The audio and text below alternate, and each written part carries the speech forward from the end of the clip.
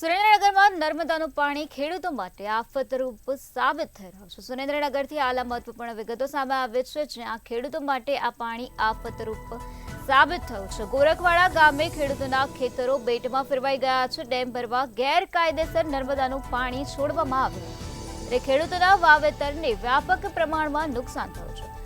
સુરેન્દ્રનગર જિલ્લાના ગોરખવાડા ગામના ખેડૂતોના ખેતરોમાં પાણી ફરી વળતા ઉભા પાકને મોટા પ્રમાણમાં નુકસાન થયું છે। ખેડૂતોએ નર્મદા વિભાગને જાણ કરી, તેમ છતાં પાણી બંધ નથી કરવામાં આવ્યું, એટલે ખેડૂતોના ખેતરમાં પાણી આગળ વધી ગયું છે, જેના કારણે ખેડૂતોને મોટા પ્રમાણમાં નુકસાન થયું છે। ત્યારે ખેડૂતો આ બનાવને લઈને રોષે ભરાયેલા જોવા મળી રહ્યા છે। એક તરફ માવઠાનો માર અને બીજી તરફ નર્મદા વિભાગની ઘોર બેદરકારી ખેડૂતોની આર્થિક કમર ભાંગી નાખી છે।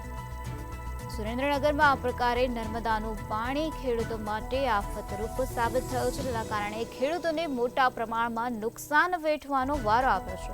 ખેડૂતોએ નર્મદા વિભાગને વારંવાર જાણ કરી છે, તેમ છતાં પણ કોઈ કાર્યવાહી હાથ ધરવામાં આવી નથી।